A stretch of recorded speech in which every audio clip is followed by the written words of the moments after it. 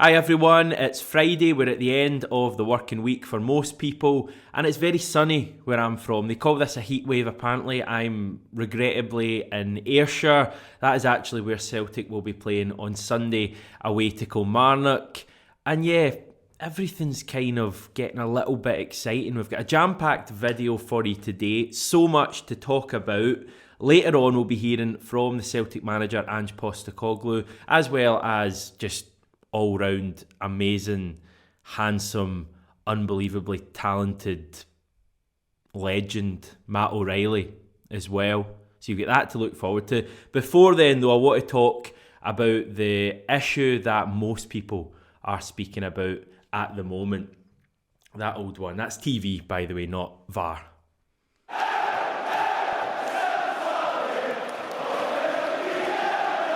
Literally a week ago, we did a video talking about the future of TV broadcasting concerning Celtic Scottish football.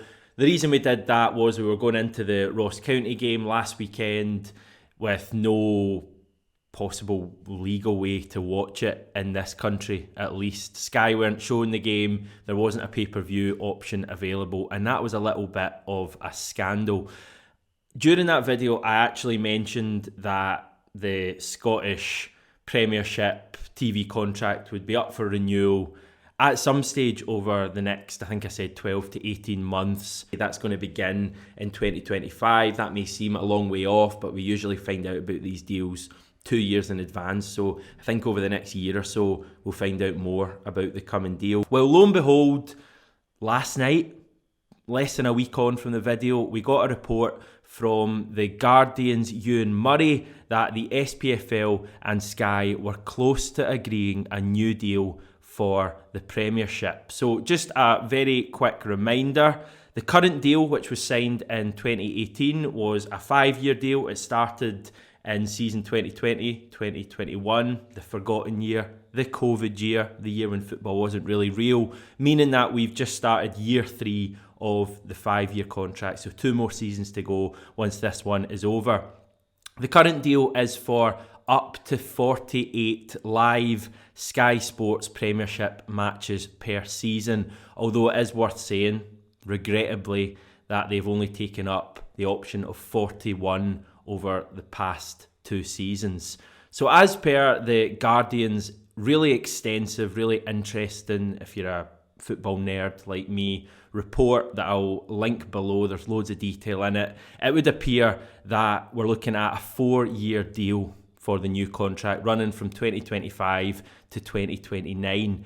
It would allow up to 60 matches, so we've gone from 48 to 60 to be shown, while there would now be a minimum number that Sky have to show. That would be set at 42, which admittedly is not that much higher than the 41 they showed over the last couple of years. Sky would also have the option to buy additional blocks of 10 matches, each costing £4 million, so £4 million for a block of 10.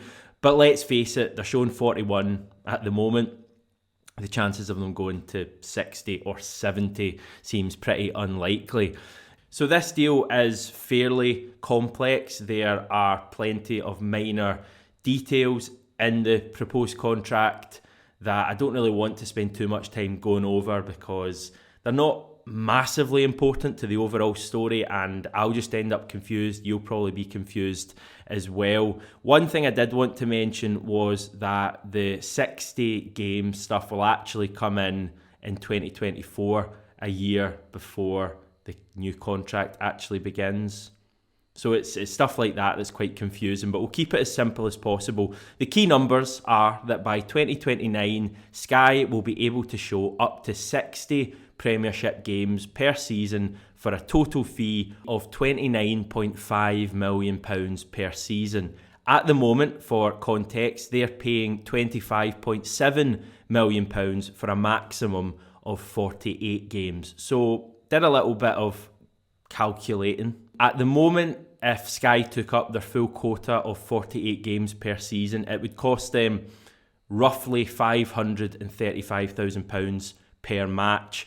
In the new deal in 2029, if they took up the full quota of 60 matches, it would cost them £450,000 £192,000 per match. So we're talking about a decrease in the apparent value of a single Scottish Premiership live televised match of, I think, about £40,000, which to me seems very strange given that TV rights are just permanently, it seems, on the rise, and also Scottish football stock seems to be on the rise as well. So to have the actual value of a single match going down doesn't seem quite right to me.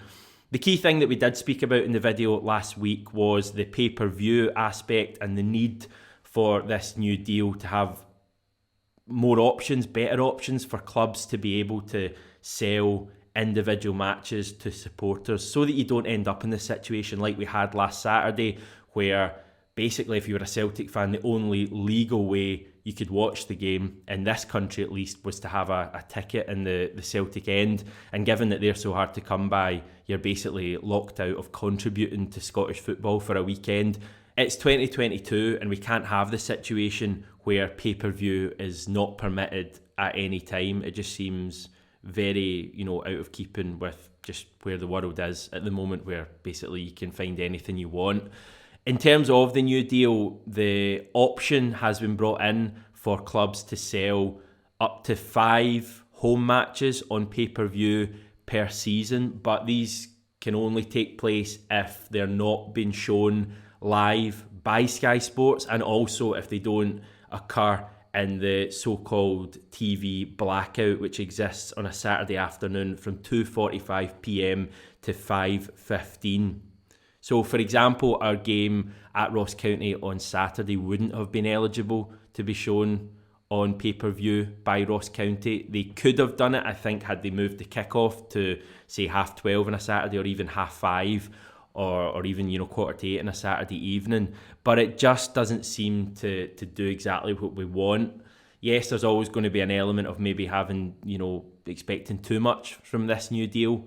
And don't get me wrong, the option for clubs, each club to sell 5 games on pay-per-view per season is better than the current, which is 0.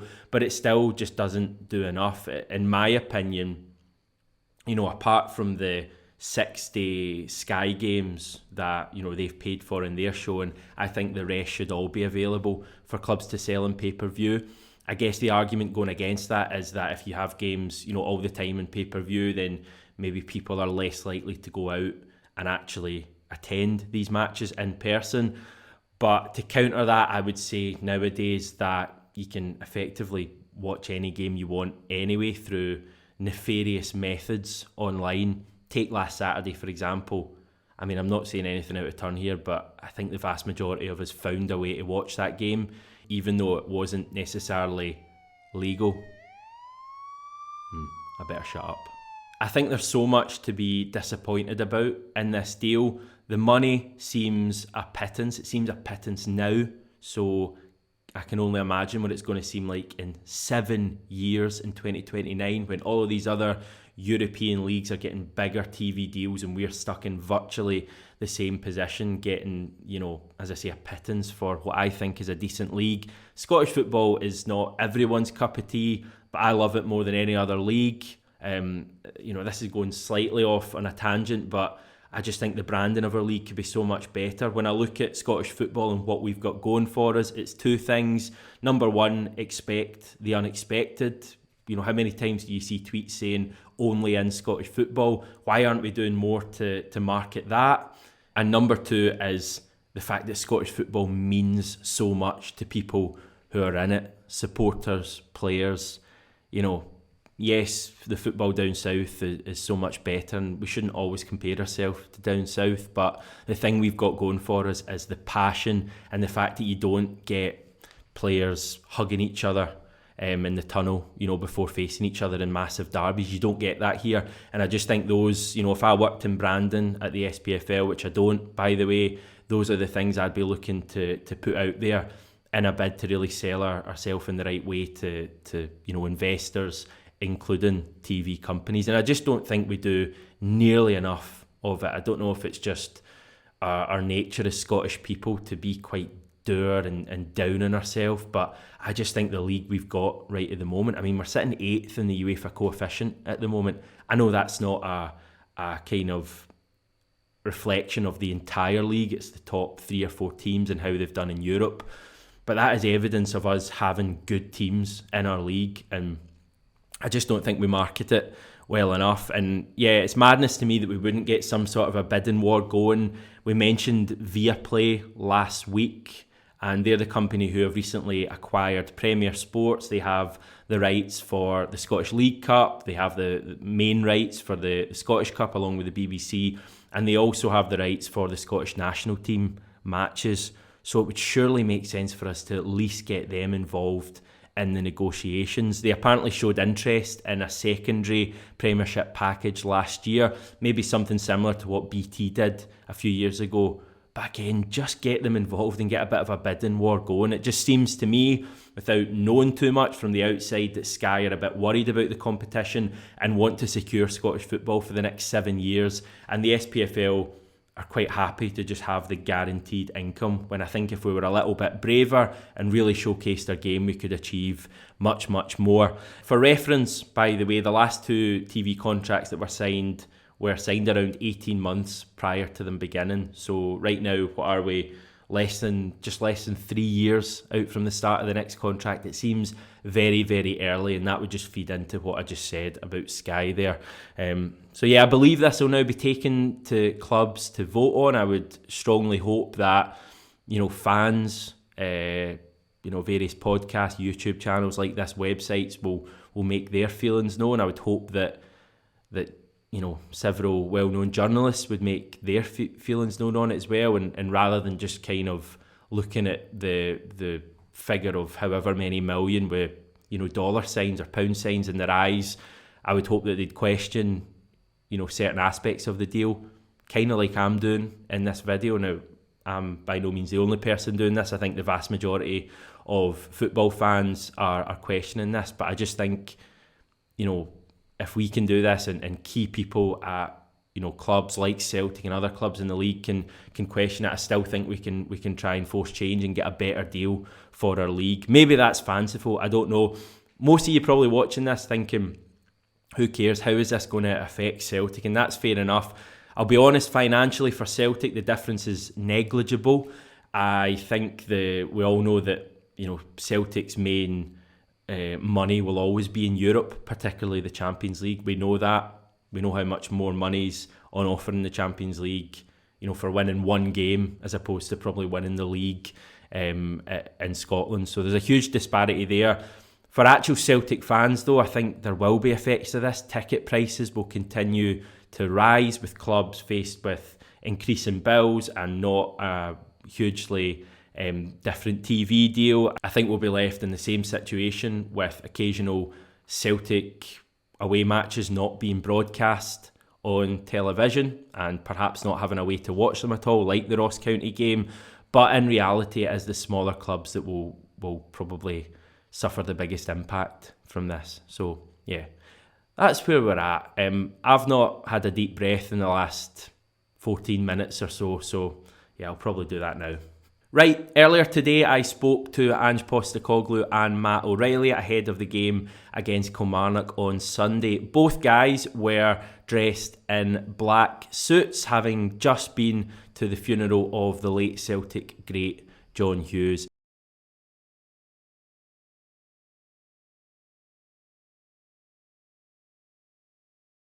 The team news for Sunday is that Rio Hatate won't feature. He's apparently doing all right, but Celtic are hesitant to risk him after this injury on an artificial surface, which is fair enough. So he won't be around for the Killie game. Stephen Welsh could be back. He was back in training today and could play against Kilmarnock. Ange also spoke about Alex Collado and seemed to distance the club from signing him, saying, at the moment we're talking to nobody and there's no one on the horizon. However, in a Sky Sports interview just before he spoke to us, Ange did say that he's keen to bring in one or two before the end of the window. So that's quite exciting. Now, in a minute, we'll hear what Ange had to say to me. As usual, this is just the audio that we get sent from Celtic. I've done my best to try and make it as watchable as possible. But before we get on to Ange, let's hear from the very handsome, amazingly, I'm not going to do that again, Matt O'Reilly. Hi Matt, how you doing? It was very noticeable, I think, last week to fans that even when the team were chasing a goal in the last 10 minutes, you were calm, you continued to play your football. I guess you're getting to that stage now when you realise that, when you face adversity, the answers are going to come in playing football. Yeah, no, definitely, and I think that's why it's important to be. I know it's tough from like a fan's perspective to see it as like a process, and we all need that results mindset, which I agree with. But if we're just purely focused on results, then we're not going to be able to play at the level we want to. So, for us, being as process orientated as we can be, that should lead to better results on the pitch. And I think that's why you're going to see quite a lot of late goals as well, just specifically because a lot of teams are going to set up to stop us, especially in the Scottish League. So it's going to take a while sometimes to break them down. Some games we might score early and it's completely different, but other games it might take a while, like against Ross County. And I think just those late goals are going to become a theme, in my opinion, just because we're going to wear teams out and we've got the calmness to do that. And just in terms of the process you're talking about, the messaging coming out of the club ever since trophy day has been about constant improvement. Do you feel personally that your game has improved since coming to the club, and do you see improvement in your teammates? Yeah. Yes to both your questions. I think, like I said before, I think I'm in a good place. It's definitely the best I've felt physically. I've changed a few things diet-wise, tweaked a few things like off the pitch, which seems to have helped. And yeah, in terms of the football side of things, we're all very clear on what we need to do because of the structure and the system we play in. So everyone's clear on that. So yeah, I feel like we're in a good place. I feel like everyone else is in a good place from what we've seen so far. It's still really early on, obviously, but yeah, I think there's a lot to look forward to. You've got so many options to choose from at the moment in your squad, but only one game per week at the moment. What are the challenges for you in that, and also do individual moments like Liel Abada's goal last week play into your thinking? No challenges for me. The challenges is for the players to continue to sort of train every day and keep the performance levels high every time they play, so that when the inevitable comes, and the inevitable is an opportunity, that they're ready to take it. So at the moment, as I said, our training levels have been really good, really high standard, very competitive, very intense, because as you said, we've only got a game a week, which means some players aren't playing, so to compensate for that, they've got to work hard at training, and like I said, the inevitability is that they will get an opportunity, and that opportunity could come in a Champions League game, and what they've got to know is that they're prepared for that. No point sort of getting that opportunity and saying, well, I didn't think I was going to play, so I wasn't ready for it. So the players are well aware of that, and to be honest, their attitude's been first rate in terms of, like I said, making sure our training's really competitive, that they're ready to go. We've organised a couple of bounce games we've had already during the week, and the indicators there are that everyone's ready to go, and that's all I really need to see, and because I know that before long they'll all be called on at some point, and then it's up to them to perform. In terms of individual moments, I mean, they don't really play a part, because sometimes when you focus on just individual moments, you disregard the collective, and a lot of players who maybe have good individual moments are on the back of other people doing hard work. So you've got to factor it all in. To me, what I look at is the performance as a whole, and then within that, if players have done well through their individual work, that's great for us. But again, I think they'll be the first to acknowledge that only happens because of the collective work of everyone. And I get that people sort of really fascinated by team selection and the 11 that starts, but I just think football's becoming more and more of a game of the collective, and I rarely look beyond just saying, well, these are the guys we're starting with, but just as important is the guys we're going to finish with in a game. Yeah, the other thing I wanted to ask you about was, you seem fairly adept at blocking out external noise and almost making sure that the players don't feel that. Is that the case, and how do you go about doing that? Yeah, look, I'm not really sure. I mean, in terms of me, it's not like I walk around sort of with the Maxwell Smart kind of silence on me that I can't hear or talk to anyone else. I need to be intuitive as to what people are thinking around the place, and whether that's outside sort of our organisation, what our fans think, what the media may think, what other, coaches or teams may think about us. I think it's important. It's all information. Does that affect my sort of mindset or what I think? Not really, because ultimately what's really important is, the group that are before me and what we say and the way we kind of conduct ourselves. And what you find is that when there's a sort of singular focus and people then understand the real important communication channels are the ones that they see and hear on a daily basis within the four walls rather than sort of what's outside. But like I said, it's not like I'm not aware of what others are saying or what others may be thinking.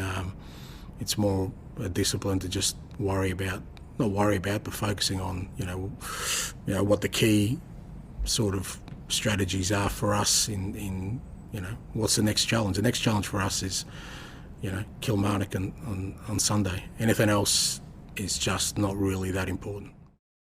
So yeah, great stuff there from Ange and Matt, taking the time to answer my questions. I really love listening to Ange, that goes without saying. Really love listening to Matt O'Reilly as well. I've said this a million times on the channel before, but he's very different to a lot of footballers nowadays who just give the stock answer. You get the impression he actually thinks about what he's been asked and what he wants to say. I think he's quite a deep thinker.